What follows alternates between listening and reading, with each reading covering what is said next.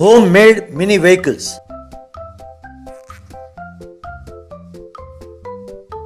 कुंभाल घर नाम के गांव में सावरकर नाम का एक धनवान रहता था। उसके घर के पास ही रंगनाथ नाम का एक गरीब का घर भी था। दोनों बचपन के दोस्त थे। सावरकर बड़े बड़े कॉन्ट्रैक्ट्स लेकर पैसे बनाता था तो रंगनाथ कारपेंटरी का काम करके पैसे कमाता था।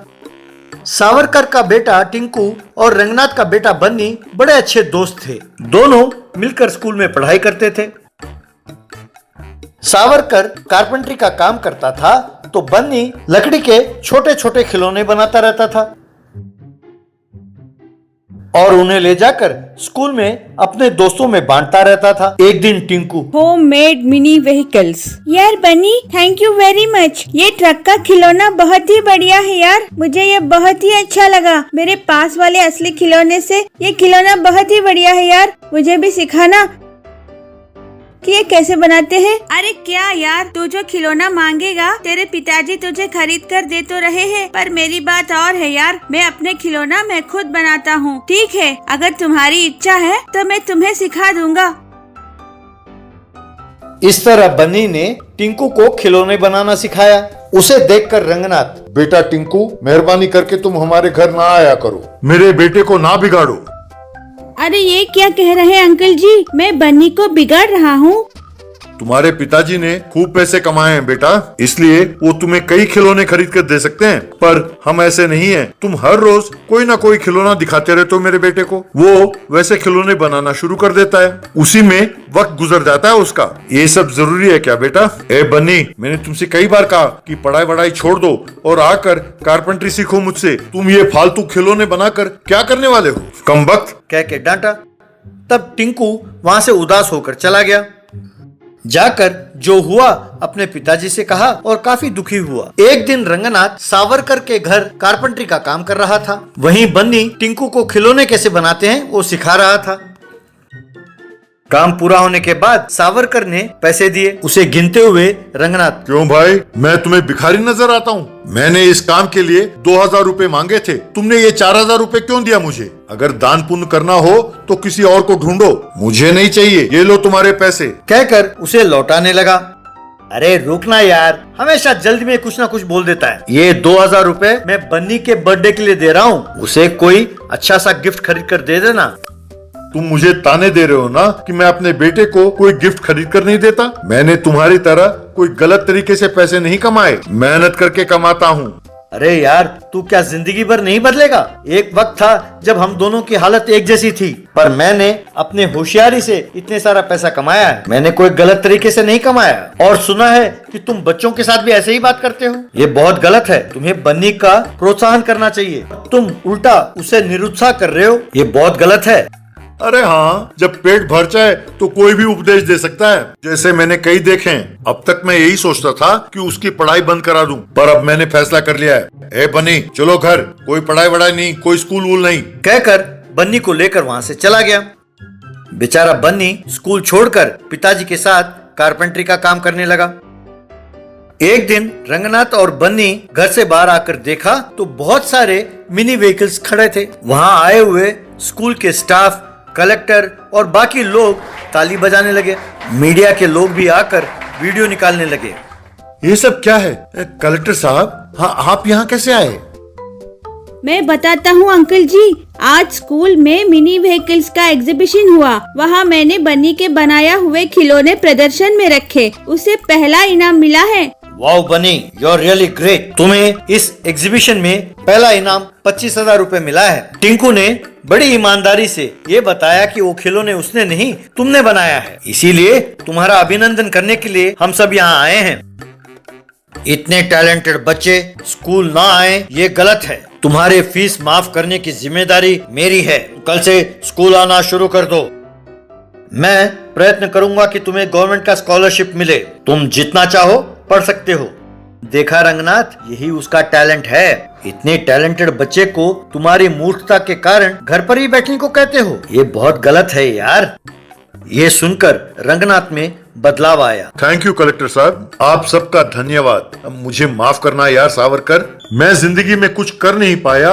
इस गुस्से को मैंने अपने बेटे पर दिखाकर बड़ी मूर्खता की। आज आप सबने मेरी आंखें खोल दी। मेरा बेटा मेरे जैसा नहीं बनना चाहिए। उसे जो पसंद है उस क्षेत्र में उसे आगे बढ़ना चाहिए। टिंकू बेटा, मुझे माफ कर दो। अब से मैं तुम दोनों की दोस्ती के बीच में नहीं आऊंगा। ये सुनकर सब लोगों ने ताली बजाई। तब से बन्नी अपने दोस्तों को कई किस्म के खिलौने बनाना सिखाने लगा और खुश रहा। Big foot sewing machine. Bijli Nagar नाम के गांव में यशपाल नाम का एक दर्जी रहता था। वो कपड़े बहुत अच्छा सीता था। उसके घर के बाहर एक पुरानी और बड़ी सिलाई की मशीन पड़ी रहती थी। उसका बेटा उस पर चढ़कर खेलता रहता था। एक दिन उसका बेटा, पिताजी, ये मशीन किसकी है? ये इतनी बड़ी क्यों है? आप इसे क्यों नहीं इस्तेमाल करते? बेटे, ये हमारे दादाजी के जमाने की मशीन है। अंग्रेजों के डेरे खेमे सब सीने के लिए बनवाया था। बाद में ये काम नहीं आया और यूं ही पड़ा रह गया। साधारण कपड़े इसमें सीना मुश्किल है। एक बार उस गांव में एक बड़ा जायंट मैन आया। उसे देखकर लोग डर गए। उसने एक बस को लात मारा तो वो दूर जा गिरा। उसने एक कार को भी लात मारा तो वो भी दूर जा गिरी। बाद में एक घर को भी तोड़ गिराया। गांव का सरपंच, हुजूर, आप कौन हैं? आप ऐसे बर्ताव क्यों कर रहे हैं? कृपा करके हमें कुछ ना करें, कहकर हाथ जोड़ा। मेरा नाम कालिया चक्रवर्ती है। अब से तुम सबका मैं ही चक्रवर्ती हूँ। तुम सबको मेरी बात माननी पड़ेगी, वरना मेरे हाथों मारे जाओगे। कहिए साहब, आपको क्या चाहिए? आप जो मांगेंगे आपको देने के लिए तैयार है। कृपा करके हमारी जान न ले। ये बात हुई ना। मैं अब से गांव के बाहर गुफा के पास ही रहूंगा। मेरा खाना तुम्ही लोगों को लाकर देना होगा।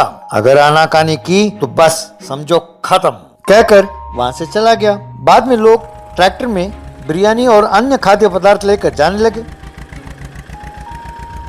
उन्हें खाकर वो बहुत खुश हुआ।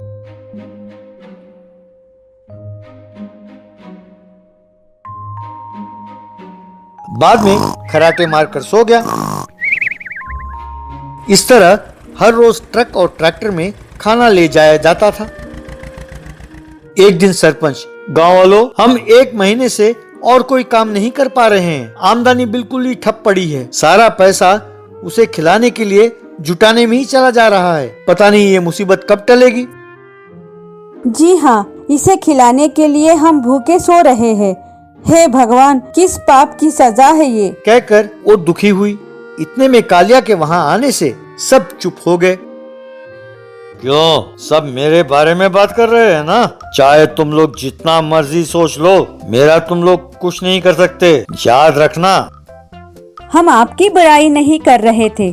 हम ये तय कर रहे थे कि कल आपको कौन सा बिरयानी भेजे। अरे बिरयानी तो ठीक है, पर कपड़ों का क्या?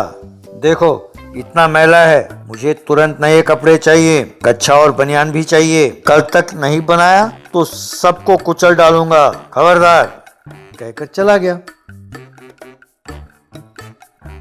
हे भगवान, कपड़ों में तो small, medium, large, XL, double XL, triple XL होते हैं, पर इसके साइज का कहाँ मिलेगा? ऊपर से इसे बनियान और कच्छा भी चाहिए। गांव वालों, आप लोग चिंता ना करो कि कपड़े सीने की जिम्मेदारी मेरी है। इसे गांव से भगाने की जिम्मेदारी भी मेरी है।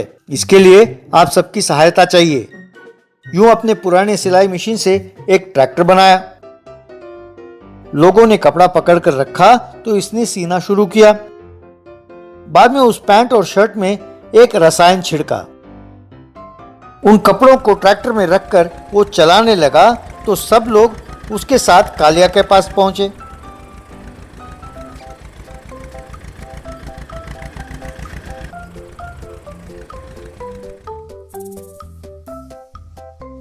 क्यों, नए कपड़े लाए हो? अरे काफी तेज हो। क्यों ना हो, जान पर पड़ी है ना।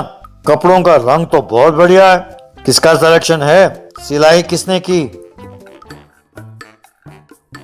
इसी ने, ये हमारे गांव का मशहूर टेलर है यशपाल, इसी ने कपड़ों का रंग भी चुना।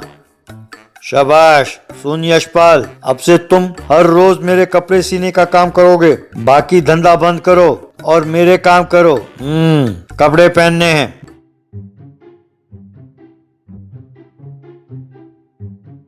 बाद में पहनकर कैसा दिखता हूँ? फिल्मी हीरो दिखता हूँ ना? चलो तुम चाहो तो मेरे साथ सेल्फी ले लो। अरे ये क्या, ये क्या? अरे सारे शरीर में खुजली क्यों हो रही है? अरे बाप रे, अरे खुजली, अरे शरीर में खुजली हो रही है, कहकर वो खुजलाने लगा। क्यों रे कमीने, महाकाय दिखाकर हमें डराते हो? चुपचाप गांव छोड़कर चले जाओ, वरना खाने में जहर मिलाकर मार डालेंगे। ये हमारे लिए कोई बड़ी बात नहीं है, खबरदार। बस कालिया सारा बदन खुजाते हुए डर कर वहां से भाग गया। फिर गांव वालों ने यशपाल का अभिनंदन किया।